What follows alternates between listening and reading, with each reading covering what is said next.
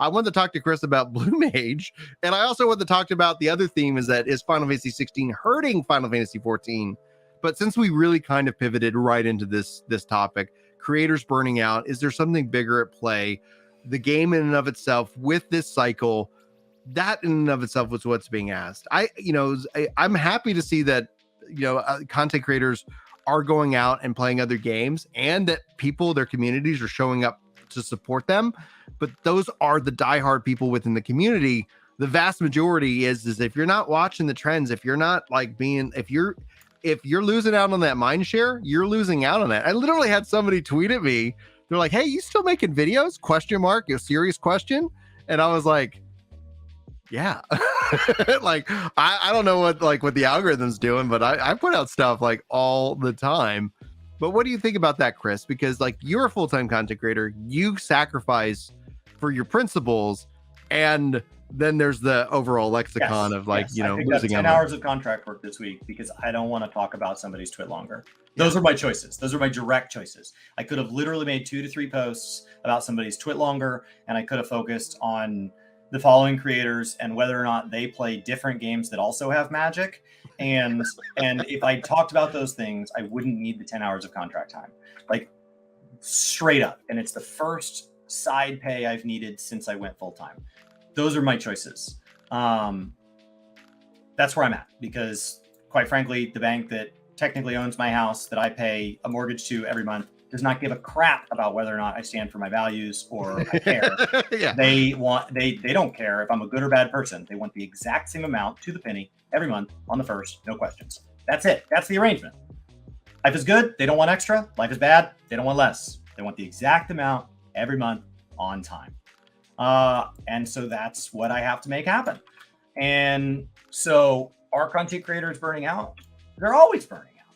Mm-hmm. It's a game of sprints. It's always the next sprint.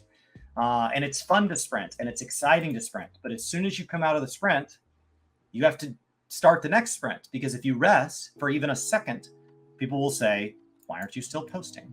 Yeah. And so like you have to keep going always, always, always, always. And so what you end up finding out is it's much healthier if you can find a way to be that zone 2 content creator where you're sitting there at your aerobic rate and you're saying, I publish 1 video every day because that's my sustainable pace, or whatever your sustainable pace is. And I do that even during the high times because I can't afford to lay flat on the pool I'm just bobbing my head. I don't know if you guys. For air. There he goes. Okay, he's back. I don't want to gasp for air when I don't have any, when I've been over posting. Mm-hmm. And there are exceptions to that. Something like an embargo, a chance to do an early access to something like that. Those are dead sprints where you're maybe willing to compromise sleep and other content. But it is an industry as the devs and the content creators and many times the players, these world first players, whether or not they share that journey, there are people that go hard. And when they go hard, the other side of that is called a lot of things. Sometimes it's called rest. Sometimes it's called a break. Sometimes it's called burnout. They all look a lot alike.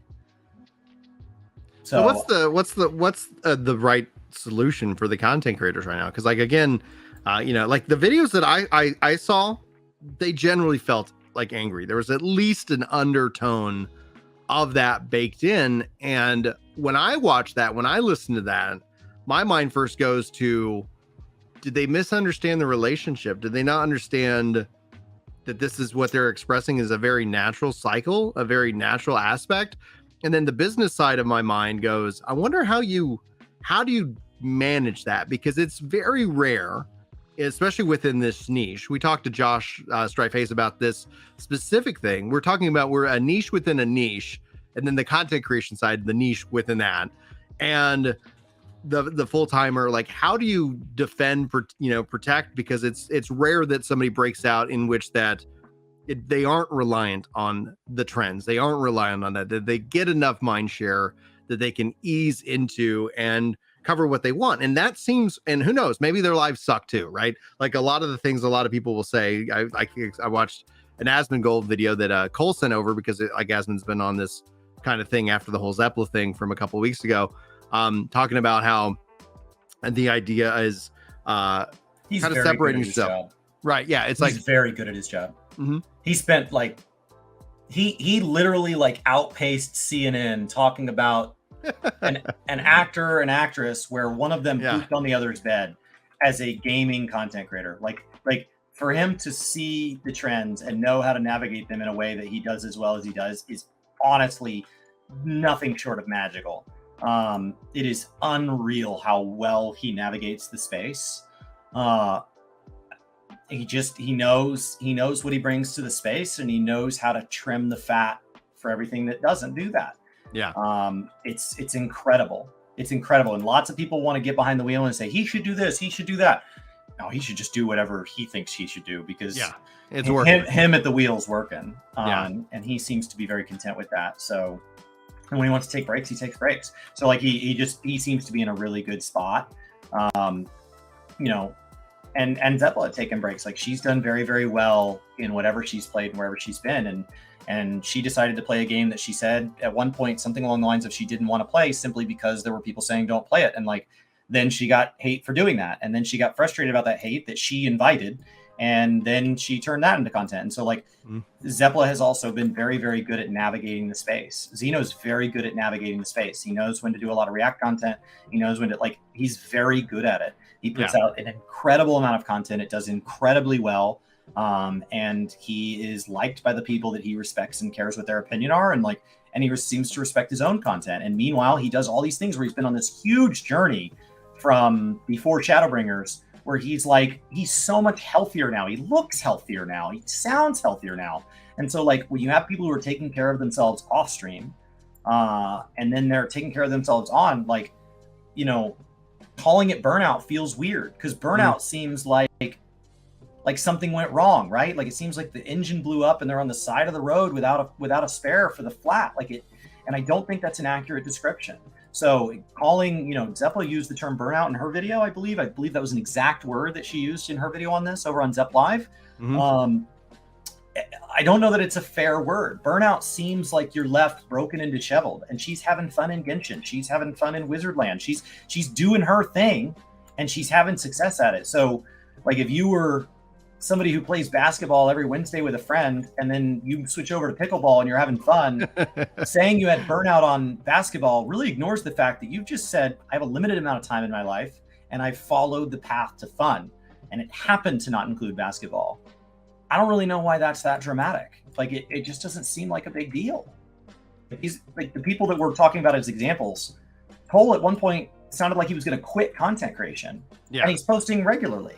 So for him to sound this frustrated, I've seen what real frustrated Cole looks like. He looks broken, and he looks like he's going to give up.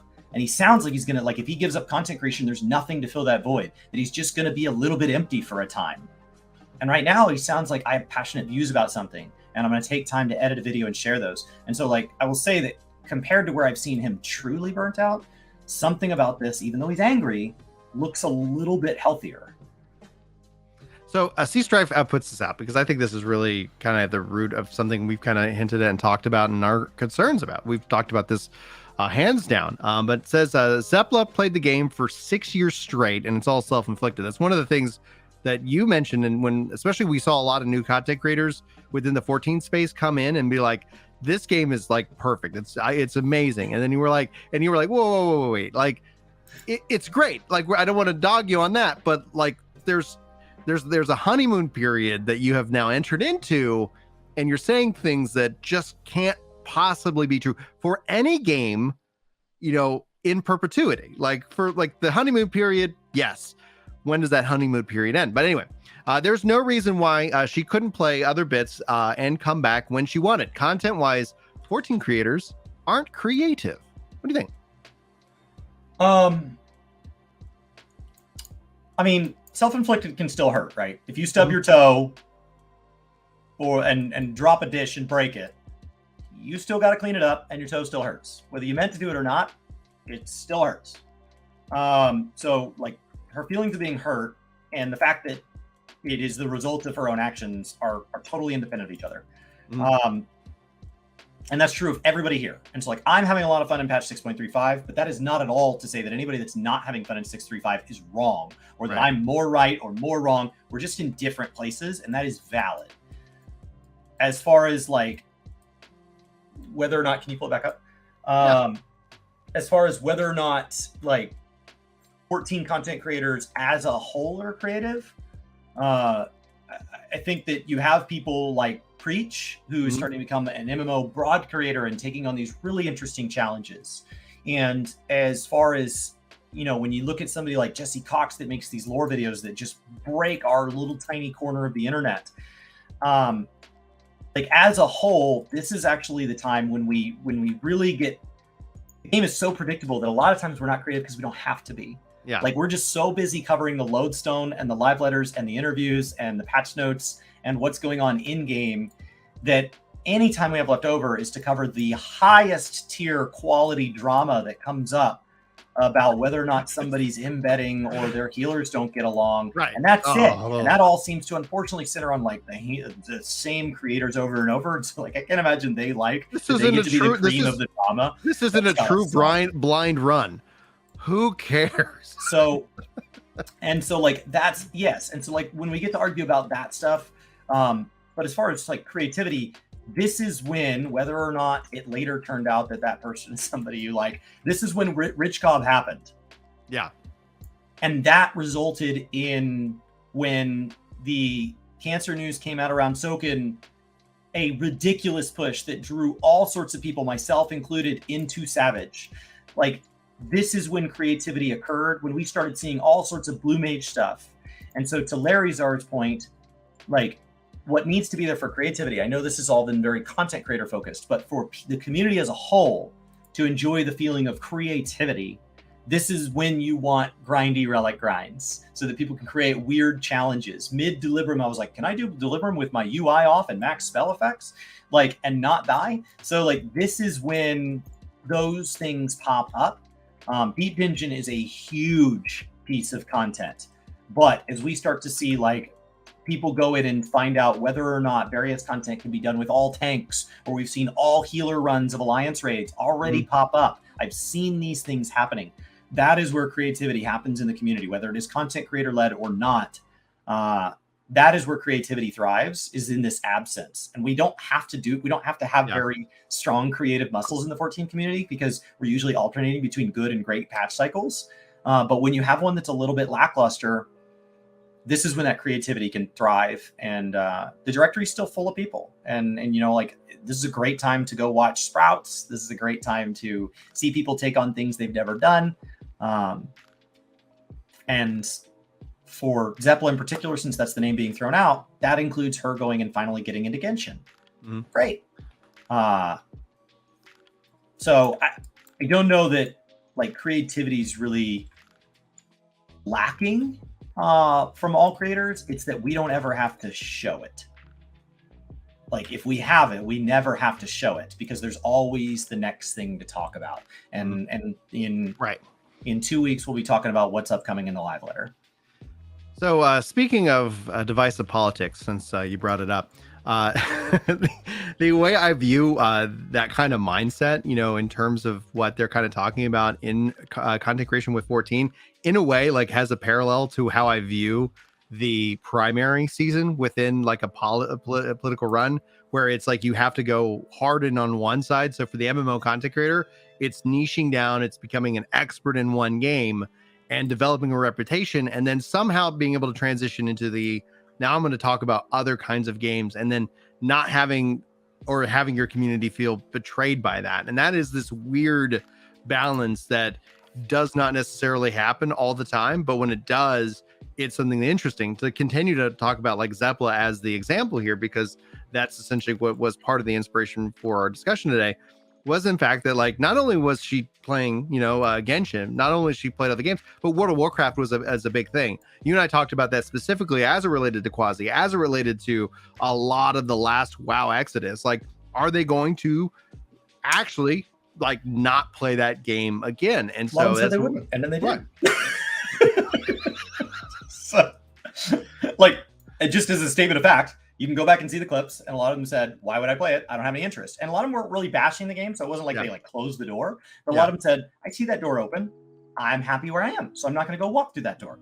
And then the light on the other side of the door got real freaking bright, and they walked through that door. Yeah, and I always just, like I don't want everyone to like question like the integrity of somebody's kind of like view, because times and things change, right? Like the internet tries to treat everything like as unchanging, and yet everything's changing. All kinds of things can have an impact on that. But there is the aspect, especially when it comes to the frustration like that viewers have, that the communities have. It ends up being, it's like you kind of start to, like, when you start breaking it down, you start seeing the trends. You're like, oh, there's, if I'm not, back to your point, you become invisible for a period of time because there's things that you're just like, I'm just not going to talk about it. And I respect the heck out of that. But when it comes down to like the vast majority of content creators, like when you go look at YouTube and Twitch and stuff as a whole, there's a reason why that if you're like, they have to, I always kind of say, like, if you're trying to make it as a full-time, this is your thing, and you're not doing you're not playing the game, somebody else is playing the game, and you're losing to that person who's now a part of that. And the question ends up being, it's not about just getting attention once, it's how do you maintain and keep that attention. And Asmon's saying, it's like, be entertaining. Like, that's the thing that I think he brings to the table, regardless of how people feel about him. People find him entertaining, and because of that immutable fact, he can now is in a position he can talk about really whatever he wants. And I think Zebula is going down that route because her numbers are still doing numbers, unless she's embedded and doesn't know it. Her numbers are still performing. I think the embed thing, I think Twitch might be starting to hide that number, because there are people that I know embed because they have a relationship with a website, and their numbers have been consistently closer to what you and I predicted are the number of people that are choosing to watch them on the platform that is Twitch, not on other platforms. And so maybe Twitch is finding a way to start pushing them algorithmically into like recommendations or something to thank them for that work, but they're not letting the viewer number reflect it. But I'm telling you that I've seen people that I know embed, and they're not seeing that same growth.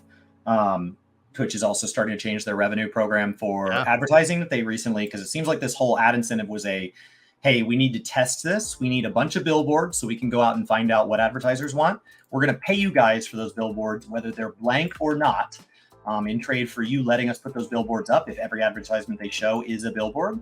And if they didn't have anybody to fill the billboard, a lot of times they were using Amazon-owned companies like Audible to fill them, because they're like, crap, we built all these things and they're blank. So I can't show somebody, 9 ads of a blank screen. So, and as a result, you're starting to see them say, okay, we think we figured it out. We're ready to talk about ad split. We're ready to talk about ad, and so the ad incentive is changing. And so like, as Twitch changes, I think the embed thing might have found a little more of a resting place, but I don't have any.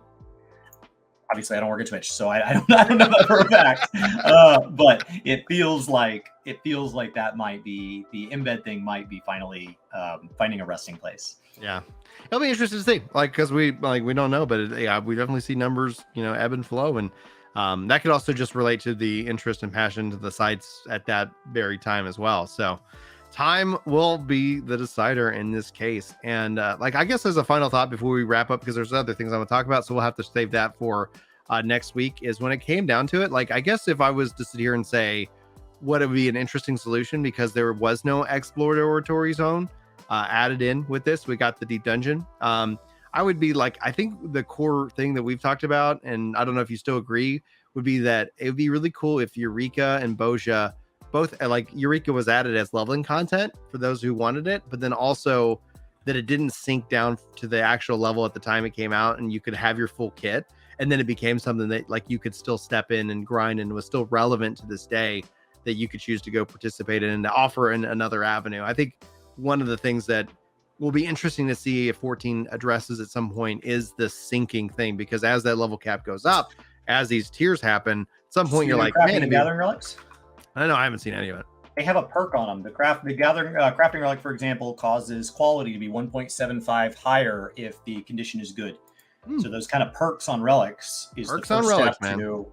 We've said hey, and then what if that relic has a method to upgrade it to the same item level of the current relic? Oh, that'd be nice. You could take previous relics and you could say, I'm choosing which relic to equip based on the perk that I would like. Yes. So that would be great. That would be so great. It's the first step towards something like that. Doesn't mean that's what they're going to do. Right, but right.